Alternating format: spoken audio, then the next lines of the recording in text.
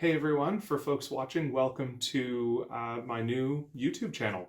If you follow me on Twitter already, you know that I post tips almost every day for freelancers, and my goal with this channel was to expand into video and actually talk a little bit more instead of trying to cram everything into 280 characters. And the title of this video, How Do I Raise My Rates Without Losing Clients, is something that I've been asked a few times on Twitter by people that I coach, by people in my program, and so I wanted to share my thoughts on the subject.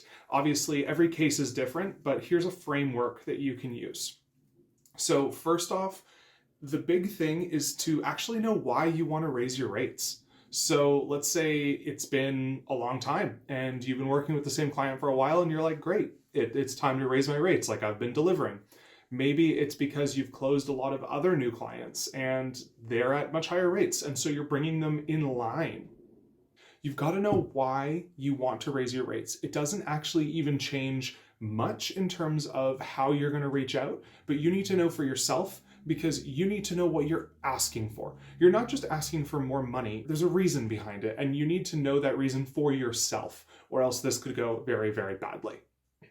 Then when it actually comes to reaching out to talk about those new rates, you pretty much have one of two options.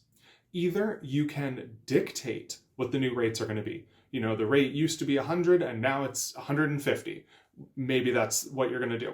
Or you could start a conversation about your rates. Now, if you're going to go the dictate route, that usually works well if you're in a position where you're pretty entrenched with your clients, you know that they need you, and you know that your rate increase is fair. Meaning you're not going from the cheapest on the market to the most expensive on the market. You are doing an incremental gain that makes a lot of sense based on other projects, based on the market, things like that. A more conversation approach is great if you have a client where you aren't sure if it's going to work. You know, maybe you need to suss it out a little bit. Maybe you're not sure what the rates will actually be. You don't know what the final number is. You just know that they need to go up. Or a client that you have a really long-standing and maybe complex relationship with, that it's not so cut and dry that you can just say, these are the rates. There you go. So those are your two options for strategy. And then comes the actual reach out. If you are going to do the dictate strategy, then you need to be simple, polite, and clear. Those are going to be your three keys. In your reach out, which I highly recommend doing on email just because it's the most professional. If you're in your client's Slack or something, that could work as well, but it's easy for those messages to get lost. Whereas if you send it from your email, then you have it, it's searchable, you always know, and it's a professional method of communication.